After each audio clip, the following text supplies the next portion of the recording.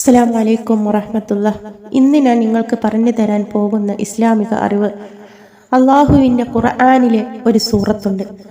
ഈ ഒരു സൂറത്തിന് കൃത്യമായിട്ടുള്ള ഒരു അദദ് വെച്ചുകൊണ്ട് ആരെങ്കിലും ഓതിക്കൊണ്ട് അള്ളാഹുവിനോട് ദുആ ചെയ്യുകയാണെങ്കിൽ അള്ളാഹു താല ആ ഒരു മനുഷ്യനിൽ ഇറക്കിയിട്ടുള്ള പരീക്ഷണങ്ങൾ അവനിൽ നിന്നും ഇല്ലാതെയാക്കുന്നതാണ്. ഏറ്റവും വലിയൊരു പരീക്ഷണമാണ് രോഗം എന്ന് പറയുന്നത്. അല്ലാഹു തആല പല രീതിയിലും പല ആളുകളെയും പരീക്ഷിക്കുന്നുണ്ട്. നമുക്കും ഉണ്ട് ചെറിയതും വലിയതും മാരകമായതും മാറാത്തതുമായ രോഗങ്ങളും പകർച്ചവ്യാധി രോഗങ്ങളും. നമ്മളും അനുഭവിക്കുന്നുണ്ട് രോഗങ്ങൾ. നമ്മുടെ വീട്ടിലും കുടുംബത്തിലും അയൽവക്കത്തിലും ഒക്കെ ഉണ്ട് രോഗികളായിട്ടുള്ള ആളുകൾ. അവർക്കൊക്കെ അത് എത്ര കഠോരമായിട്ടുള്ള രോഗമാണെങ്കിലും പെട്ടെന്ന് ശിഫയായി കിട്ടുന്നതിന് വേണ്ടിയിട്ട് ചെയ്യാവുന്ന ഏറ്റവും സിമ്പിളായിട്ടുള്ള ഒരു കാര്യമാണ് ഇന്ന് ഞാൻ നിങ്ങൾക്ക് പറഞ്ഞു തരുന്നത്. എന്താണെന്നറിയണോ? നിങ്ങൾക്ക് എന്താണ് അറിയണോ? സൂറത്തു ഫാത്തിഹ ഓതുക. നമുക്കൊക്കെ അറിയാവുന്നതാണ് സൂറത്തു ഫാത്തിഹ. ഒന്നെങ്കിൽ ഈ രോഗി ചെയ്യുക ഇത്, അല്ലെങ്കിൽ ചെയ്യാൻ അറിയുന്ന ആരെങ്കിലും ഒരാൾ രോഗിക്ക് വേണ്ടിയിട്ട് ചെയ്തു കൊടുക്കുക.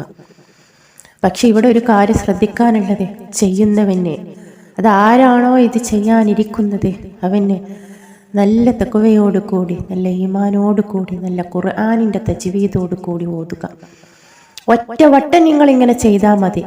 ആ ഒരു രോഗിയുടെ രോഗം അല്ലാഹു തആല ഉറപ്പായിട്ടും ശിഫയാക്കി കൊടുക്കും. ചിലപ്പോൾ നമുക്കുണ്ടാകും രോഗങ്ങൾ, അല്ലെങ്കിൽ നമ്മുടെ വീട്ടിലുള്ള ആർക്കെങ്കിലും ഉണ്ടാകും, റിലേറ്റീവ്സിലുള്ള ആർക്കെങ്കിലും ഉണ്ടാവും, നമ്മുടെ സുഹൃത്തുക്കൾക്കുണ്ടാകും, നമ്മുടെ കുടുംബക്കാർക്കുണ്ടാകും, നമ്മുടെ അയൽവാസികൾക്കുണ്ടാകും. അല്ലാഹു തആല എത്ര ചെറിയതും വലിയതുമായിട്ടുള്ള രോഗങ്ങൾ കൊണ്ട് പരീക്ഷിക്കുന്നവരെ അവരിൽ നിന്നും രക്ഷപ്പെടുത്തുകയും ചെയ്യുമാറാകട്ടെ. അപ്പോൾ ശ്രദ്ധിക്കേണ്ട കാര്യം എന്ന് പറയുന്നത്, സൂറത്ത് ഫാത്തിഹ 41 വട്ടം ഓതുക. ഓതേണ്ട സമയം എന്ന് പറയുന്നത് സുബ്ഹി നിസ്കരിക്കുക. അതായത് സുബ്ഹിയുടെ സുന്നത്തിൻ്റെയും സുബ്ഹി നിസ്കരിക്കുന്നതിനും ഇടയിലായിരിക്കണം ഇത് ഓതേണ്ടത്.